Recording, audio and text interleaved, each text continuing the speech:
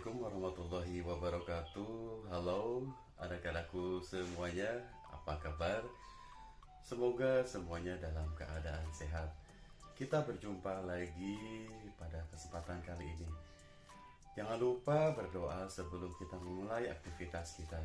Semoga dilancarkan dan tanpa kendala apapun. Kali ini kita akan masih melanjutkan materi kita di tema 1, subtema 1.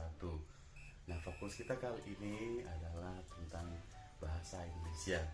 Apa yang akan kita bahas? Kalian pernah mendengar ide pokok atau pernah juga mengerjakan soal-soal tentang ide pokok?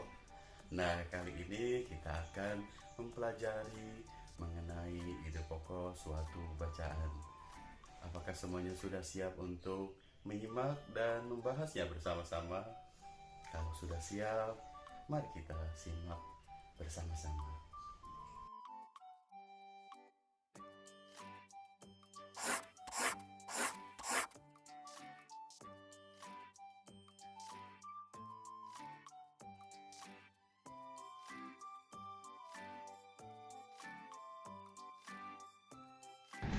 Pada awal tadi kita sudah ungkapkan bahwa kita akan mempelajari atau membahas tentang ide pokok. Nah, apa itu ide pokok?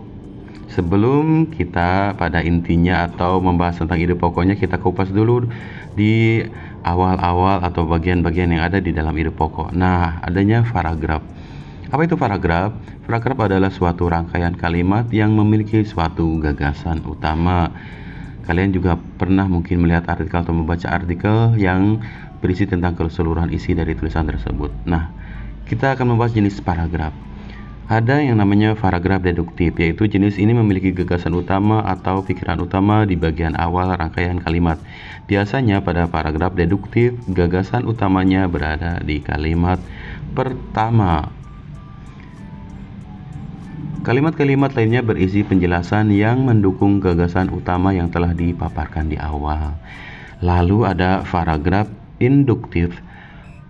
Apa itu? Berkebalikan dengan sebelumnya, gagasan utama pada jenis paragraf induktif baru bisa ditemukan pada bagian-bagian akhir rangkaian kalimat dan lebih sering berada di kalimat terakhir dan bersifat simpulan. Jadi, kalau paragraf deduktif ada di awal, kalau paragraf induktif itu biasanya berada di bagian akhir kalimat dan lebih sering berada di kalimat terakhir dan sifatnya kesimpulan.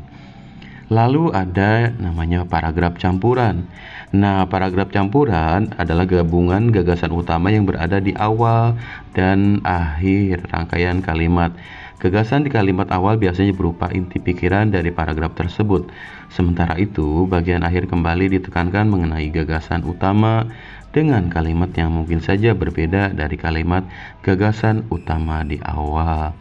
Jadi, paragraf campuran ini ada berada di awal, kemudian di akhir diulas kembali, tapi mungkin sedikit berbeda kalimatnya bagian awal dengan bagian akhir. Itu namanya atau disebutnya paragraf campuran.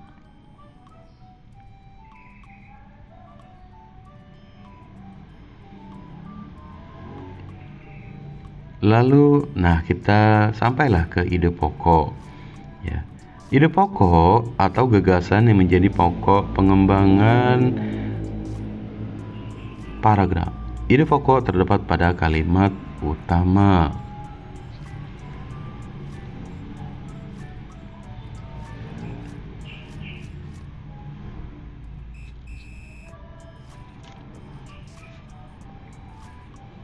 Nama lain ide pokok adalah gagasan utama. Gagasan pokok dalam satu paragraf hanya ada satu ide pokok. Jadi dalam satu kalimat hanya ada, atau dalam satu paragraf hanya ada satu ide pokok. Lalu ada kalimat utama. Apa itu kalimat utama? Kalimat utama adalah kalimat yang di dalamnya terdapat ide pokok paragraf. Kalimat utama ini dijelaskan oleh kalimat-kalimat lain dalam paragraf tersebut yang disebut dengan kalimat penjelas. Nama lain untuk kalimat utama adalah topik. topik. Jadi kalimat utama adalah kalimat di dalamnya terdapat ide pokok paragraf. Jadi kalimat utama ini dijelaskan oleh kalimat-kalimat lain dalam paragraf tersebut yang disebut dengan kalimat penjelas. Jadi ada kalimat utama itu ada ide pokok paragraf ya yang ada di paragraf, kemudian dijelaskan oleh kalimat-kalimat lain untuk menjelaskan ide pokok tersebut. Nah, bagaimana cara menemukan ide pokok suatu paragraf? 1. Membaca dari keseluruhan teks bacaan. Jadi kalian bacalah keseluruhan dengan seksama, kemudian memahami isi bacaan teks bacaan tersebut. Jadi dipahami ya setelah dibaca. Yang terakhir adalah menemukan ide pokok bacaan. Jadi cara menemukan ide pokok suatu paragraf ada beberapa langkah, yaitu membaca dari keseluruhan teks, dibaca dulu sampai tuntas dengan seksama, kemudian pahami isi bacaannya, kemudian temukanlah ide pokoknya. Jadi tugas kalian kali ini adalah menemukan ide pokok suatu bacaan. Nanti akan ada tugas bacaan yang harus kalian selesaikan ya, dan mencari ide pokoknya.